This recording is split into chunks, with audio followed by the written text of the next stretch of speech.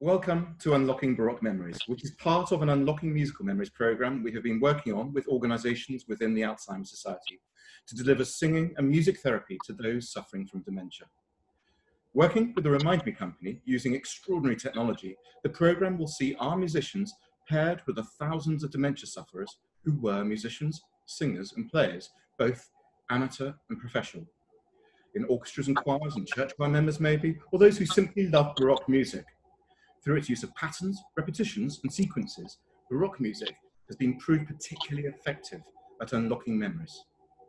Helping us launch this project, my wonderful friends Elin Manahan Thomas and William Towers have come together to perform Monteverdi's duet, Miro. Guys, thank you so much for doing this. How did this extraordinary piece come into your lives? There's a question. I remember vividly when I first heard Miro, which is a duet for soprano and countertenor, and it's two people who are finally coming together at the end of a long opera, so it's a love duet. But even throughout the opera we haven't liked the people particularly, and so it's an extraordinary moment where the music almost overtakes the emotions that you've carried for these people throughout. I heard it first at a wedding, and friends of mine were singing for other people getting married, and I was just blown away by the way the harmonies work. So we have lots of what we call dissonances, where two notes come really closely together, almost like they're sort of clashing and fighting. And there's lots of that through the piece, which keeps this tension going through it. So that adds to the fact that maybe the romance is a strange one and how we as the audience feel. And then years later, I got to sing it myself, and being able to enjoy those harmonies with somebody else is just superb, as well as seeing the way the pattern works, because they do the first section, which is sort of long and sensuous. Then there's this more exciting middle bit, and then going back to the first section again really brings the whole piece alive. I just think it's a really stunning piece of music. And do you know what? I've never sung it live with the wonderful Will Towers. So even if it had to come to a pandemic to give us the opportunity, I'm very grateful, Will. I'm going to say, well, you're bringing us to sensuousness. We'll talk to Will about that in a minute. But for me, it was, I studied Monteverdi's Vespers at the age of 16. And this whole extraordinary world of Venetian music and the operas and these harmonies, which I didn't think were even allowed, let alone written, especially at that time. It just totally blew my mind and opened me to a massive, colossal world of this virtuosic, extraordinarily colourful and dramatic music. So Will, I think I've performed this with you quite a few times. What does this piece mean to you?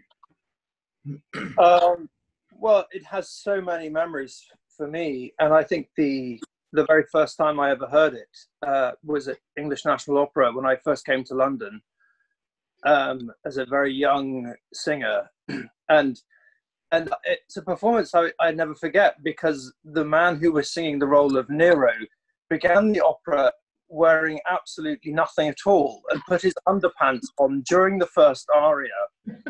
Things like that just stick in your memory. But obviously, so did he simply forget to get dressed? Yeah, he turned up late, I think.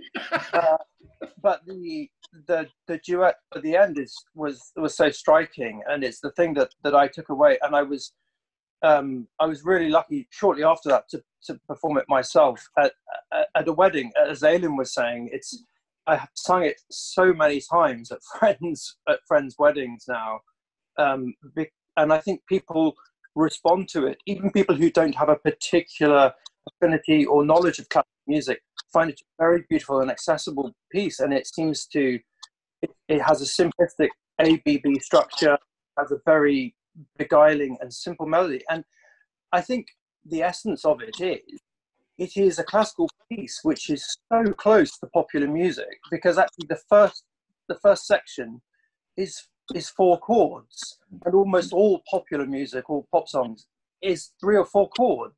So it has that sort of innate simplicity and a lovely, reassuring simplicity, which is why I can play it on the guitar. Which brings me to my next point, because I was very relieved you were playing the guitar, because that's precisely what my piano sounds like at the moment. So you're masking a multitude of sins. Elin, Will, thank you so much for doing this. Ladies and gentlemen, this is the opening of our Unlocking Baroque Memories, Miro by Monteverdi.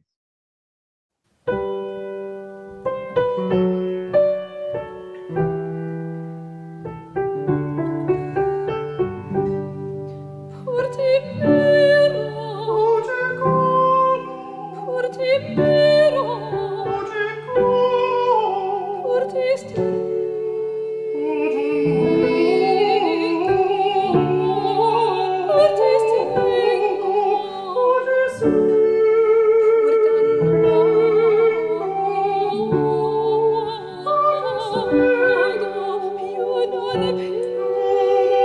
Pour